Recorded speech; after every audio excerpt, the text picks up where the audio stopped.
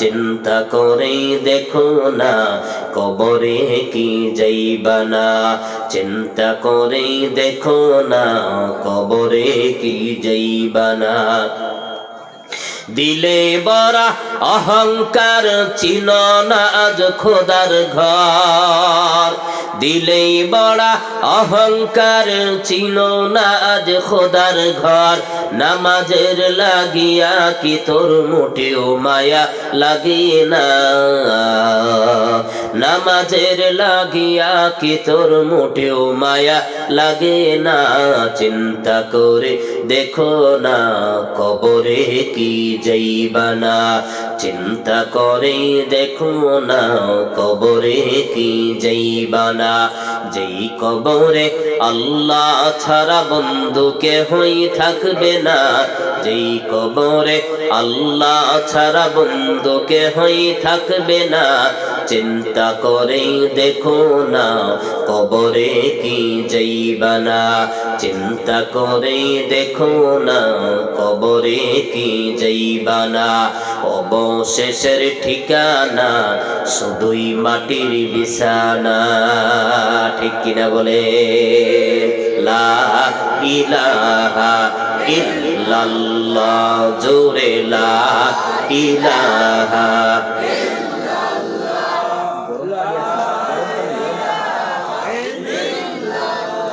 লা ইলাহা ইল্লাল্লাহ, লা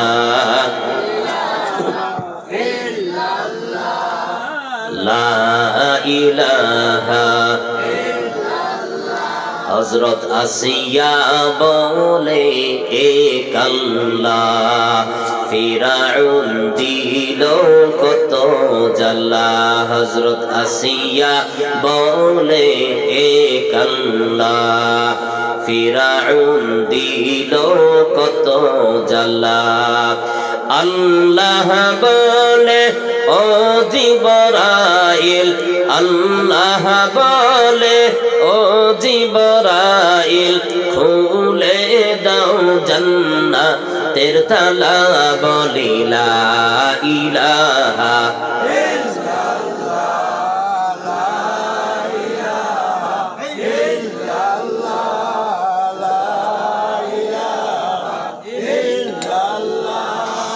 লা ইলাহা ইল্লাল্লাহ মুহাম্মাদুর রাসূলুল্লাহ সাল্লাল্লাহু আলাইহি ওয়াসাল্লাম।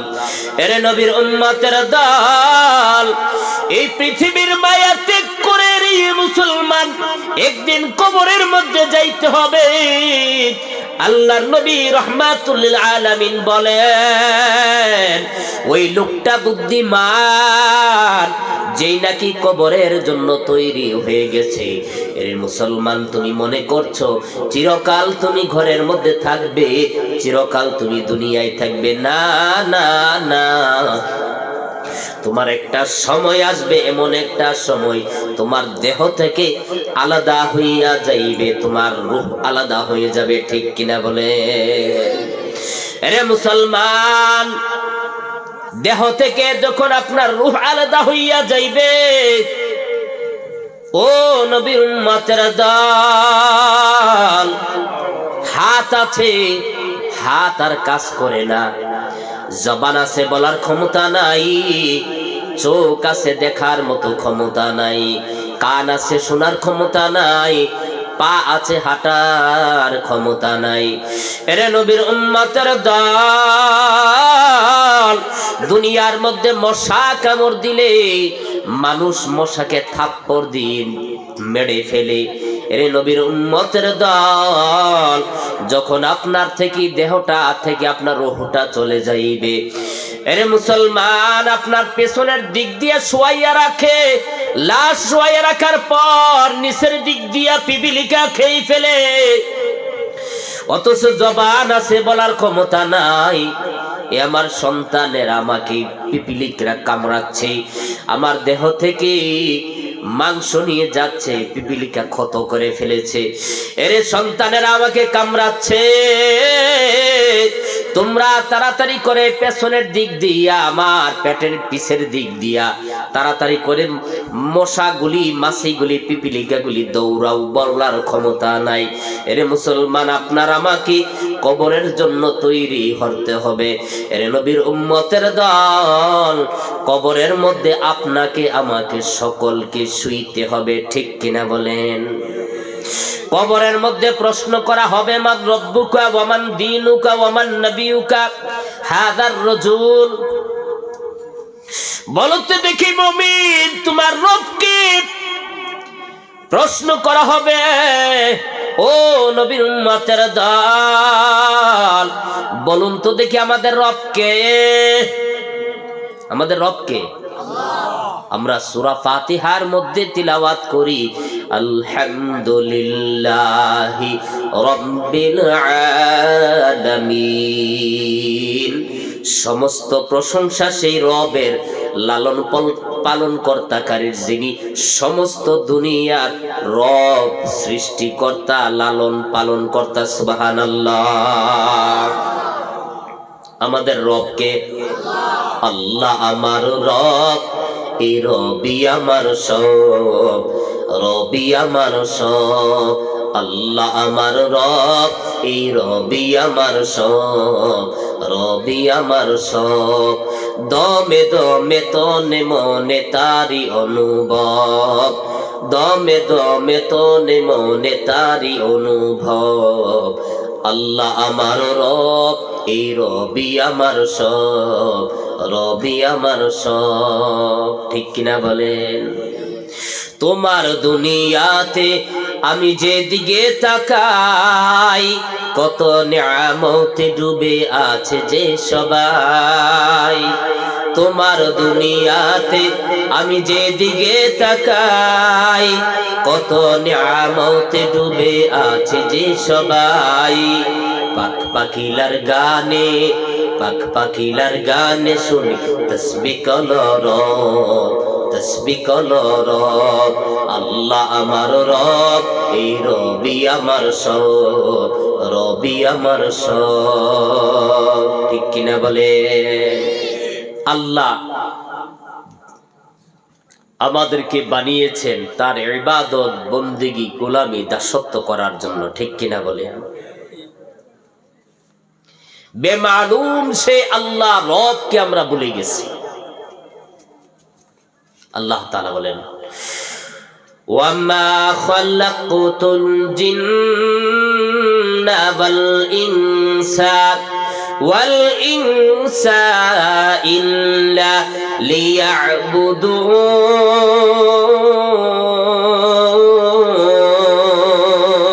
লিয়াবুদুন। আল্লাহু আকবার। এরে নবীর উম্মতের দল, আমার আল্লাহ বলেন, আমি মানব জাতি, জিন জাতিকে বানিয়েছি আমার ইবাদত, বন্দেগী, গোলামি, দাসত্ব করার জন্য। সুবহানাল্লাহ। সেই রব এর ব্যাপারে কবরে আপনাকে আমাকে জিজ্ঞেস করবে।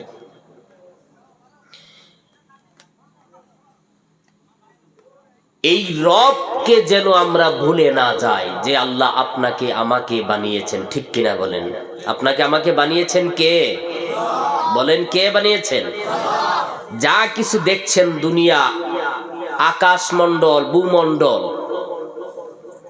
আকাশ, নক্ষত্র, যা কিছু দেখছেন সবগুলি বানিয়েছেন আপনার আমার খেদমতের জন্য। সুবহানাল্লাহ বলেন। এই পৃথিবী থেকে 13 লক্ষ গুণ বড় হইল সূর্য, সেইটাকেও আপনার আমার খেদমতের জন্য বানিয়েছেন। সুবহানাল্লাহ বলেন। বিজ্ঞানীরা বলেন যে একটু উপরে যদি সূর্য উঠে যায়, তার নির্ধারিত স্থান থেকে একটু উপরে উঠে গেলে পৃথিবীর মধ্যে জলোচ্ছ্বাস শুরু হয়ে যাবে, হিমেল হয়ে যাবে, বরফের বর্ষণ হয়ে পৃথিবী ধ্বংস হয়ে যাবে। সুবহানাল্লাহ বলেন। একটু নিচে যদি নেমে যায়, পৃথিবীর যাহা কিছু আছে জলে পুড়ে ছাই খাই হয়ে যাবে। সুবহানাল্লাহ বলেন। এরে মুসলমান বাবাজিরা, সেই রব আল্লাহ তাআলা আমাদেরকে লালন করেছেন, পালন করেছেন। যখন আমরা মায়ের পেটে ছিলাম, কোন রব আমাদেরকে লালন পালন করেছে? আমাদের মা চিন্তা করে নাই, বাবা চিন্তা করে নাই, আমাদের দাদা চিন্তা করে নাই, দাদি চিন্তা করে আমার নাতি পেটের মধ্যে কি খাবেন, সেটা আমার রব আল্লাহ চিন্তা করেছে। প্রশ্ন করা হবে, আমার রব্বুকা, বলো দেখি তোমার রবকে। এরে মুসলমান, আল্লাহ তাআলা সম্পর্কে আমাদেরকে জিজ্ঞেস করবেন। সেই আল্লাহ তাআলাকে আমরা ভুলে গেলে চলবে না। আমাদের আল্লাহ তাআলা এমন রব যে আল্লাহ তাআলা আপনাকে আমাকে দুনিয়ার মধ্যে পাঠিয়েছেন আল্লাহ তাআলার ইবাদত বন্দেগী গোলামি দাসত্ব করার জন্য। এরে নবীর উম্মতের দল, এই পৃথিবীর মধ্যে আমরা আসিয়া আল্লাহকে ভুলে গেছি। এরে মুসলমান, দ্বিতীয় প্রশ্ন করা হবে, ওমান দীনুকা, বলো দেখি তোমার দিন কি। আমাদের দিন কি বলেন? ইসলাম। ইন্নাদ-দীনা ইনদাল্লাহিল ইসলাম। সুবহানাল্লাহ। ওয়া মান ইয়াবতাগি গায়রাল ইসলামি দীনান ফালাই ইউকবালা মিনহু ওয়া হুয়া ফিল আখিরাতি মিনাল খাসিরিন। আল্লাহু আকবার। আমার আল্লাহ বলেন, যারা নাকি ইসলামকে ছেড়ে দিয়া অন্য কোন পথে অন্য কোন মতে আমল করবে, কখনই তার আমল আল্লাহর দরবারে কবুল হবে না। ওয়া হুয়া ফিল আখিরাতি মিনাল খাসিরিন।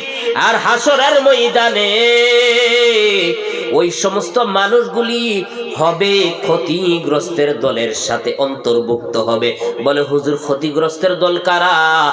হামান, কারুন, সাদ্দাত, আবু জাহেল, শাইবা, উতবা, মুগীরা, ওই সমস্ত দলেরা হইল ক্ষতিগ্রস্তের দল। এরে মুসলমান, আল্লাহ তাআলা বলেন, যারা নাকি ইসলামের নেই নীতি ছেড়ে দিয়া অন্য কোন পথে আমল করবে, তার আমল কখনোই ফালাই ইউকবালা মিনহু, আল্লাহর দরবারে কবুল হইবে না। হাসরের ময়দানে তারা থাকবে ক্ষতিগ্রস্তের দলের সাথে। বলি নাউজুবিল্লাহ। আরে মুসলমান, হাসরের ময়দানে আবার আল্লাহ বলবেন, আজকে দুনিয়ার মধ্যে আমরা নেককার, বদকার, নামাজি, বেনামাজি সকলেই এক মজলিসের মধ্যে উপস্থিত হয়। আজকে এই মজলিসের মধ্যে যারা নামাজ পড়েন তারাও উপস্থিত হয়েছেন, যারা নামাজ পড়েন না তারাও উপস্থিত হয়েছেন। হাসরের ময়দানে এমনটা থাকবে না। আল্লাহ তাআলা বলবেন, ওয়ামতাজুল ইয়াউমা আইয়ুহাল মুজরিমুন।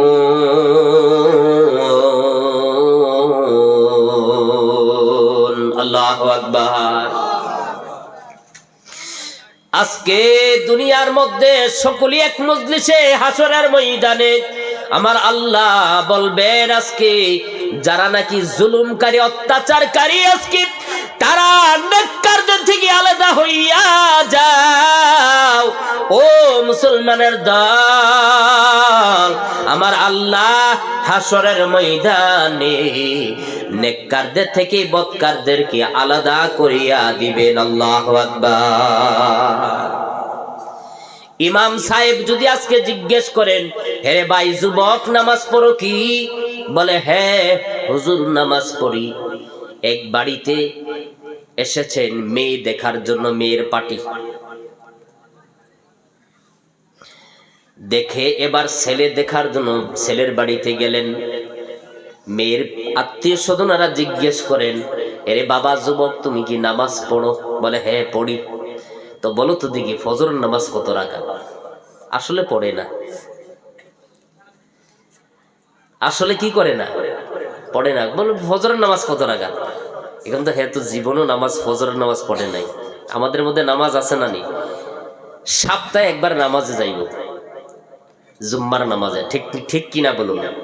আবার কিছু কিছু আছে একবারে 360 দিন একবার নামাজে যাইব। ঠিক কিনা বলেন? বৎসরে ঈদের নামাজে হাজির, এছাড়া নামাজ খবর নাই। ও 360 দিনে নামাজি হলো গিয়ে যুবক আর কি, জিজ্ঞেস করছে, বলে নামাজ পড়ুনি? হ্যাঁ নামাজ পড়ি। ঠিক আছে, ফজর নামাজ কত রাকাত? সে তো আর বলতে পারতেছে না। একজনে তাকে দেখাচ্ছেন মানে ৬০ রাকাত। হ্যাঁ মনে মনে ভাবছে যে ৬০ রাকাত কমো, আবার নামাজ তো শুনছি আবার জোহরের নামাজ ১২ রাকাতও আছে। এখন সে বলছে ১২ রাকাত। কত রাকাত? ১২ রাকাত। যখন মেয়ের পার্টি চলে গেল তখন জিজ্ঞেস করলো, বোনজামাই বলছে, তোমাকে না আমি দেখাচ্ছি যে ৪ রাকাত, এটা কি বলতে পারছো না? ৪ রাকাত আপনি বলছেন ৪ রাকাত, ১২ খুশি তারা এটাই মানে না, আর ৪ রাকাত মানবে। এত বেশি বললাম সেটাই বলে তারা হইছে না, আর ৪ করলে মানবনি। হাসরের মধ্যে জিজ্ঞেস করে, আল্লাহ বন্দারি তুমি কি নামাজ পড়েছো? রে মুসলমান, কিছু কিছু বন্দারা বলবে হ্যাঁ নামাজ পড়েছি। দুনিয়াতে যে মিথ্যা কথা বলে অভ্যাস, হাসরেও আল্লাহর সামনে দাঁড়িয়ে মিথ্যা বলবে, বলি না আউযুবিল্লাহ। আমার আল্লাহ এই কথাটাও সূরাতুল ইয়াসিনের মধ্যে বলে দিয়েছেন, اليوم نختم على أفواههم وتكلمنا أيديهم وتشهد أرجلهم بما كانوا يكذبون الله أكبر এরে নবীর উম্মতের দল, আমার আল্লাহ বলবেন যখন প্রশ্ন করা হবে, বলতো দেখি তুমি কি করেছো, আমার হুকুম মেনেছো? আল্লাহর সামনে দাঁড়াইয়া যখন মিথ্যা কথা বলবে, আল্লাহ তাআলা তার জবান আছে, জবানের মধ্যে মোহর মেরে দিবেন। দুনিয়ার মধ্যে রে মুসলমান বহু মানুষ আছে, জবান আছে, কথা বলতে পারে না। তারা আপনারা কি বলেন আপনাদের দেশে? বুবা। আমরাও বুবা বলি, আপনারা কি বলেন? আচ্ছা আমরা বুবা বলি। জবান আছে, কথা বলার ক্ষমতা নাই। আমার মালিক আল্লাহ হাসরের ময়দানে সিল মোহর মেরে দিবে। ওয়াতুকাল্লিমুনা আইদিহিম, হাত কথা বলবে, হে গো মালিক আল্লাহ তোমার এই বান্দা আমার হাতকে দিয়ে কত অন্যায় কাজ করেছে। আল্লাহ আয় আল্লাহ হাত দিয়ে সুদের লেনদেন করেছেন। আল্লাহ তুমি হাত দিয়েছো জমিনের মধ্যে, আল্লাহ এইভাবে করে হাতগুলি মেরে সুবহান রাব্বিয়াল আলা, সুবহান রাব্বিয়াল আলা, তোমার ইবাদত বندگی গোলামি দাসত্ব করার জন্য আয় আল্লাহ তাআলা তোমার এই বান্দা সেই কাজটা করে নাই, আমি হাত তার বিরুদ্ধে সাক্ষী দিচ্ছি গো মালিক আল্লাহ তাকে জাহান্নামের মধ্যে দাও। ও আরজুলুহুম, আল্লাহ তাআলা আদেশে পা পর্যন্ত কথা বলবে, পা সাক্ষী দিবেন। রে মুসলমান, আজকে তোমার হাত আছে, পা আছে, আল্লাহর হুকুম সেইগুলিকে আল্লাহর হুকুমে চালাও না রে মুসলমান। আমরা নিজেদেরকে মুসলমান দাবি করি, আমি মুসলমান। এরে নবীর উম্মতের দল, মুসলমান হইতে গেলে শর্ত আছে। মুসলমানের আবিদানি করতে হইল আত্মসমর্পণ করা। নিজের হাত আপনার হুকুমে চলবে না, আল্লাহর হুকুমে চলবে। আপনার জবান আপনার নিজের কন্ট্রোলে চলবে না, আল্লাহর হুকুমে চলবে, নবীজির তরিকায় চলবে। পা আপনার হুকুমে চলবে না, আল্লাহর হুকুমে চলবে।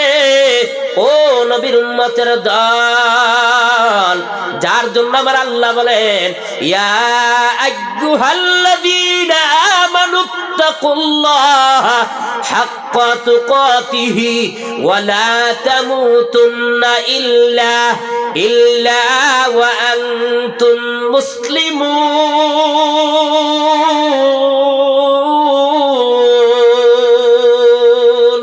আল্লাহু আকবার। এরে মুসলমান, আমার আল্লাহ বলেন, আপনার আল্লাহ তাআলা বলেন, হে ঈমানদারেরা ইত্তাকুল্লাহ, কোরআন শরীফের মধ্যে এমন কুরুম পারা নাই যে পারার মধ্যে আল্লাহ তাআলা বান্দাদেরকে আল্লাহর ভয় ভীতির কথা বলেন নাই। সুবহানাল্লাহ। ইয়া আইয়ুহাল্লাযীনা আমানুত্তাকুল্লাহা হাক্কা তুকাতিহি,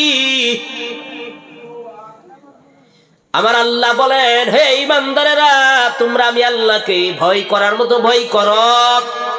ইল্লা ওয়া আনতুম মুসলিমুন, মুসলমান না হইয়া কিন্তু মৃত্যুবরণ করিও না। সুবহানাল্লাহ। এরে মুসলমান, আমরা আজকে মুসলমান দাবি করি, আমাদের দাদা ছিল মুসলমান, বাবা মুসলমান, সেই সূত্রে আমি মুসলমান। কিন্তু আল্লাহর খাতার মধ্যে কতটুকু মুসলমান আছে সেটা যদি কোনো মেশিন